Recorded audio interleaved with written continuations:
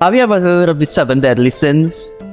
The 7 deadly sins, also known as capital vices or cardinal sins, is the grouping and classification of vices within Christian teachings.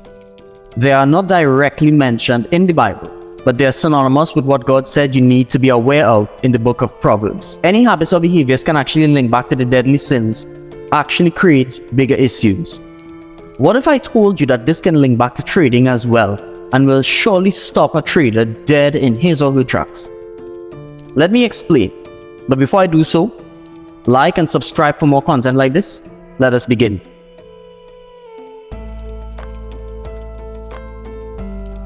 The 7 deadly sins are lust, gluttony, greed, sloth, wrath, envy, and pride.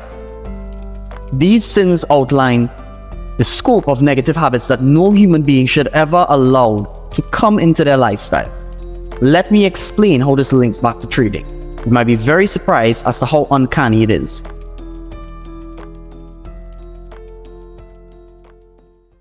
In Dante's Inferno, which describes Dante's journey through hell, he defined lust as the disordered love for individuals. In Dante's Purgatorio, the penitent walks within the flames to purge himself of lustful thoughts and feelings.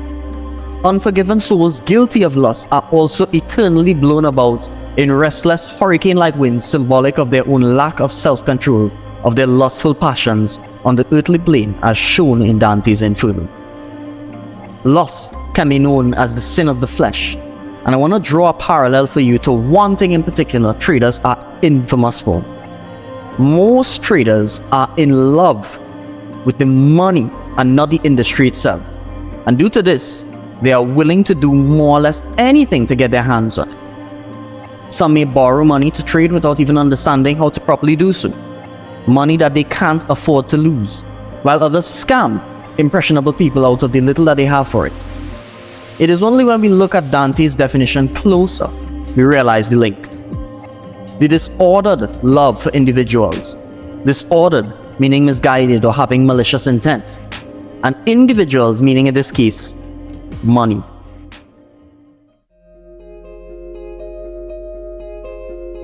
Gluttony is the overindulgence and overconsumption of anything to the point of waste. Gluttony specifically speaks to food and the eating of food, including an obsessive anticipation of meals and overindulgence in delicacies and costly foods. Eating too impulsively might end up forcing you to reduce your goals in life to just that of eating and drinking. The parallel here is overtrading. Point of view: you took 2 trades and won them both, and now you're high on dopamine due to those wins. You now feel like you're on top of the world. So what do? You try to take advantage of that high, eagerly looking for the next trade. Jacked up emotions cloud your judgment and force you to overlook things you normally would when performing an analysis. But you get into the 3rd trade anyway, only to have it lose.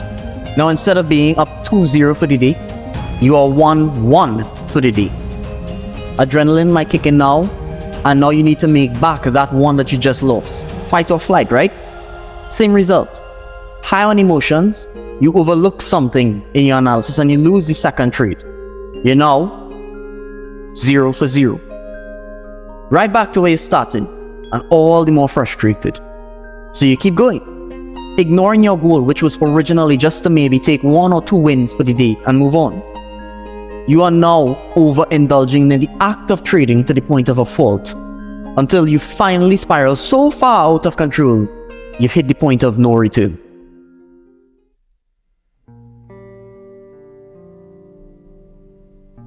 Greed outlines the pursuit and hoarding of materials or objects, theft and robbery, and especially by means of violence, trickery, or manipulation of authority. Greed can also be known as avarice. In the words of Henry Edward, avarice plunges a man deep into the mire of this world so that he makes it to be his god.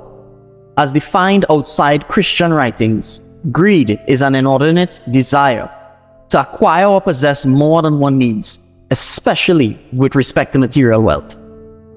Like with gluttony, greed covers overindulgence, but more so the result of it. Just as easy as you can overtrade, you can become fixated on trying to make so much more than you normally would have allowed yourself.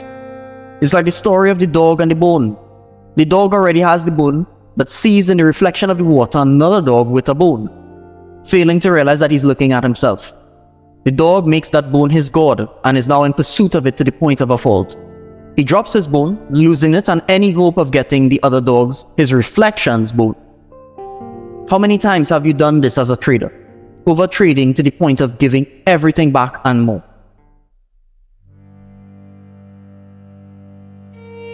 Sloth's scope is seemingly very wide, mostly referring to religious persons, especially monks, when they became indifferent to their duties and obligations to God. Sloth has a component named affectlessness, which is a lack of any feeling about self or other, a mind state that gives rise to boredom, rancor, apathy, and a passive, inert, or sluggish mentation. Sloth essentially is associated with a feeling of indifference to, outlining laziness or idleness. I wish to draw the parallel here of successful traders and how they have become to be so. You wish to become successful, however, the amount of work it requires seems too great of a task to you, and you choose to opt out of the work, oftentimes trying to find an easy or cheap way. This in and of itself can lead to the rise to the committal of other sins such as lust or greed. I don't know any traders who are good and lazy. It just doesn't work like that.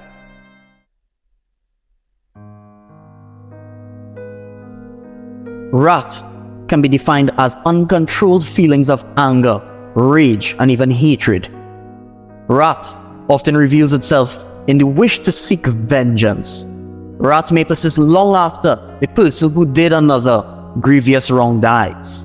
Feelings of wrath can manifest in different ways, including impatience, revenge, and self-destructive behavior such as drug abuse or suicide. According to the Catechism of the Catholic Church, the neutral act of anger becomes a sin of wrath when it is directed against an innocent person, when it is unduly strong or long-lasting, or when it desires excessive punishment.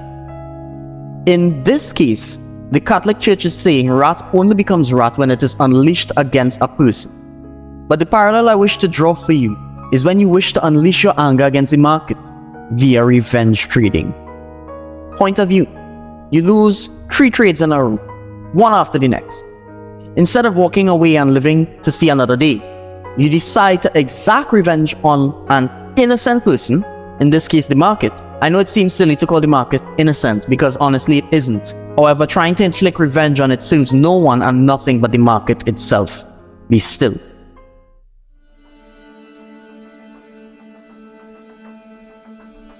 Envy is said to be the motivation behind Cain murdering his brother Abel, as Cain envied Abel because God favored Abel's sacrifice over Cain's.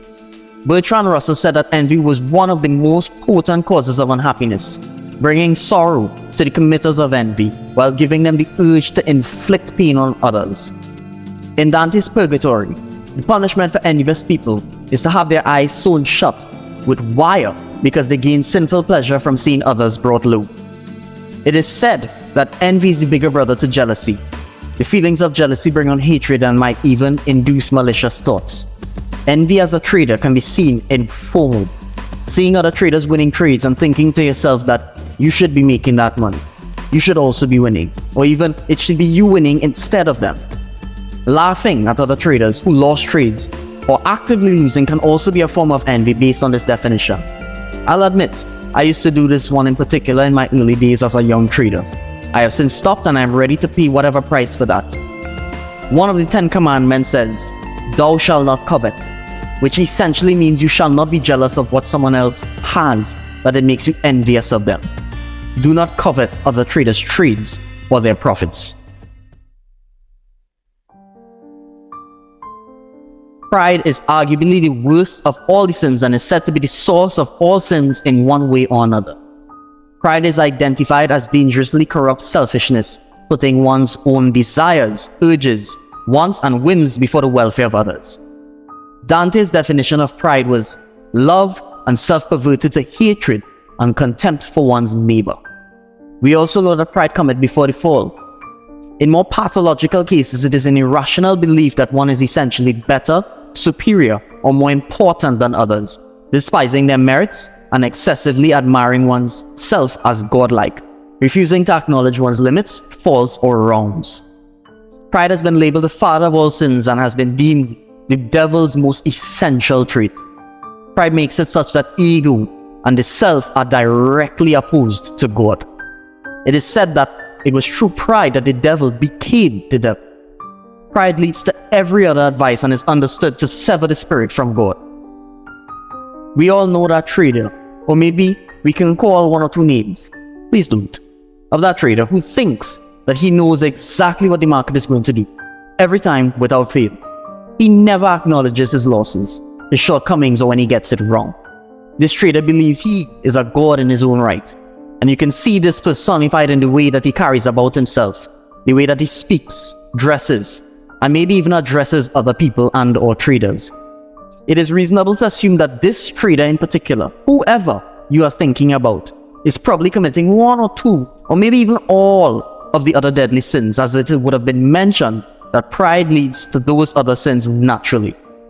The issue with this trader is because he doesn't believe that anyone is better than him, he's doomed to always believe that he can't be taught and that someone else can know more than him, blocking him from real progress, as it is very likely he's very delusional and isn't anything close to how he sees himself in the mirror each day. These deadly sins are approached from the perspective of religion and spirituality. I simply wish to draw parallels to how they can be so applicable to what we as traders do every day, and how simple things can block us from getting better and progressing. If you realize, also, no mention was made about a trading strategy in this video, and that is because a strategy is only a small part of what I believe is necessary to actually succeed in this space. Lastly, be sure to check out the free newsletter. The link will be in the description. If you liked this video, definitely leave a like and comment below what you think. See you guys in the next one.